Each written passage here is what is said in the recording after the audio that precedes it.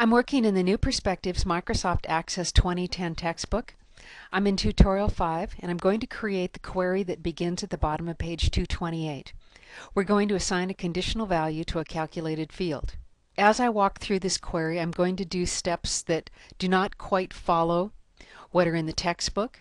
The results will be the same. I will do the steps differently. After I do the query one way, then I'll delete the query and I'll come back and I'll follow the steps in the book, and so you can see the difference between the two methods and you can decide which one works best for you.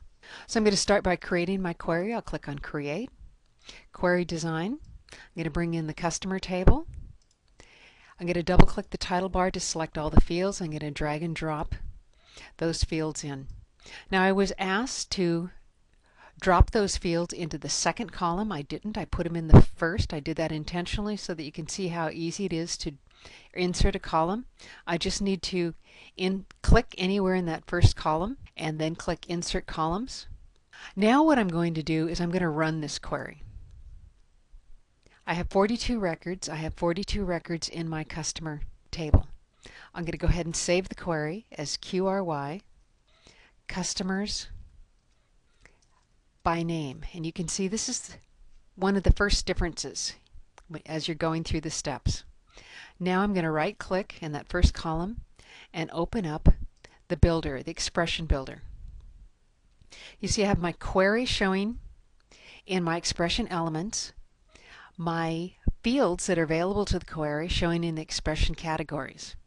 I'm going to start by creating my function. What we've been asked to do is test to see if there is a value in the company field. If there is no value, we're going to create a concatenation of the customer's last name and customer's first name. If there is a value, we're going to return that value. That requires an if statement. Now the way that we're going to do this in our expression builder is we're going to use an immediate if. And I'm going to pull that from Program Flow. So I'll click to open Program Flow and then double click to bring in the if statement. One thing you should be very wary of in the expression builder is double clicking. You want to click, and when you want something to go into the expression builder, then you double click. I'm going to select my first expression. So I've gone up and I've selected it because I'm going to nest another function inside of this function. That's going to be my inspection, and I'm going to test to see if the company field is null. So I'll bring in the is null.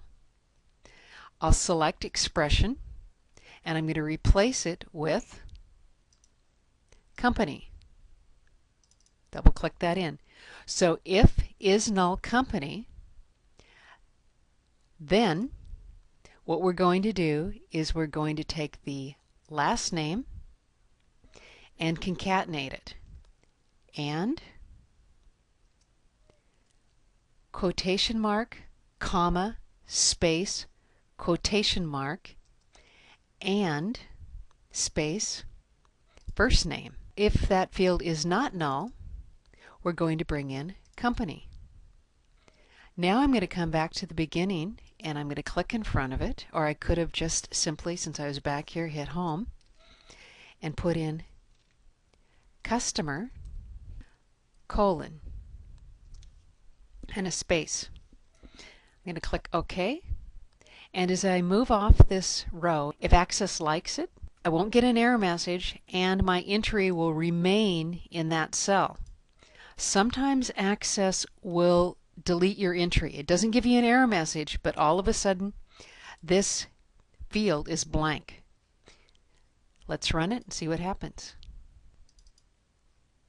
Company is blank, I get Sabrina.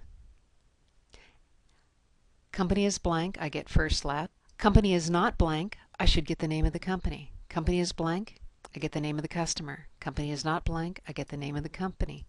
So we got it to work. So I'm going to go ahead and save that. And I said I was going to delete this query, but actually I'm not. I'll just go ahead and rename it. So it says customers by name underscore first, so that I can remember which one is which. And now I'm going to do this query again. This time I'm going to do it a little differently. I'll follow more closely to the steps in the book. So I'm going to click Create,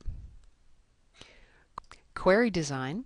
I'm going to bring in the customer table.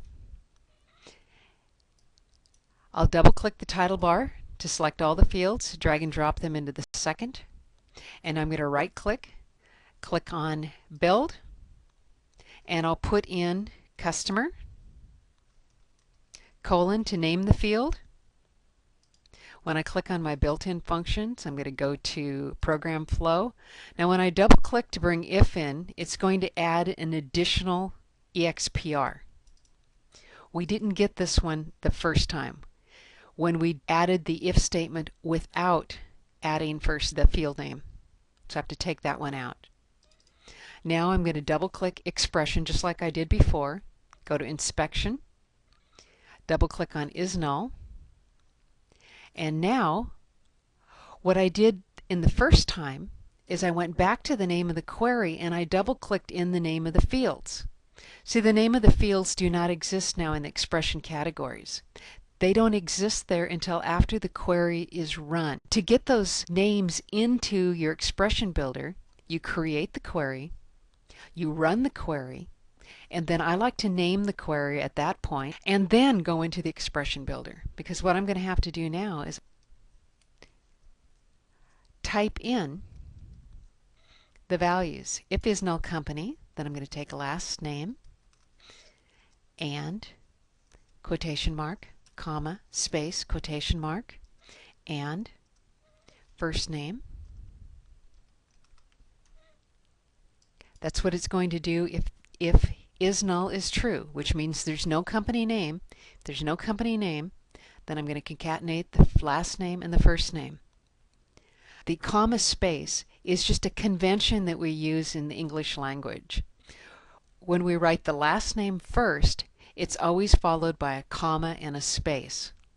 Smith, comma, James. Jones, comma, Davy. But if we were to use first name first, we would not use the comma. It would be James space Smith or Davy space Jones. Let's add the company in here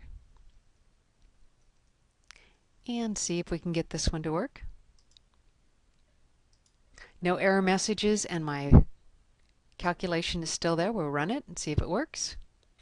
It still works. And now I'd have to go in and name the query. I'm going to go ahead and delete this one. But now you were able to see the difference that occurs when you run and save the query first before using the expression builder, and this is common to the expression builder, not just this query.